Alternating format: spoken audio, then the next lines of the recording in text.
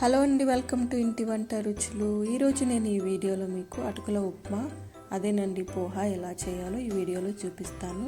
ముందుగా మనకి పోహాకి కావాల్సిన ఇంగ్రీడియంట్స్ 3 కప్పుల అటుకులు తీసుకొని బాగా కడిగి నానబెట్టుకొని పక్కన పెట్టుకోవాలి. అలాగే ఒక ఆనియన్, 4 లేదా 5 పచ్చిమిర్చి కట్ చేసి పెట్టుకోవాలి.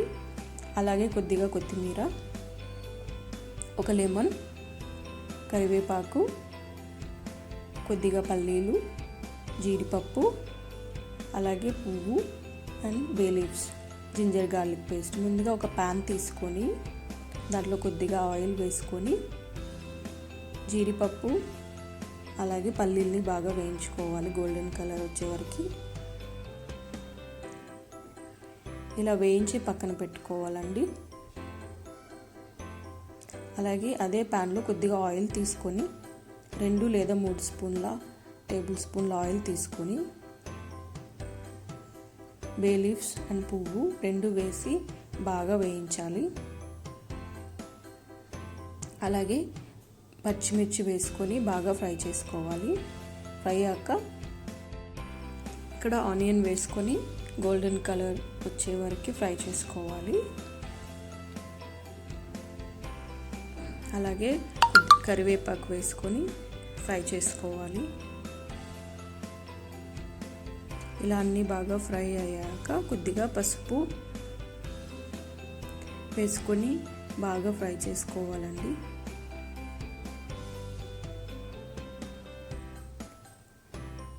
ఇప్పుడు జింజర్ గార్లిక్ పేస్ట్ వేసుకొని పచ్చివాసన పోయే వరకు ఫ్రై చేసుకోవాలి. చూసారు కదా, ఆనియన్స్ అన్నీ గోల్డెన్ కలర్లోకి వచ్చేసాయి.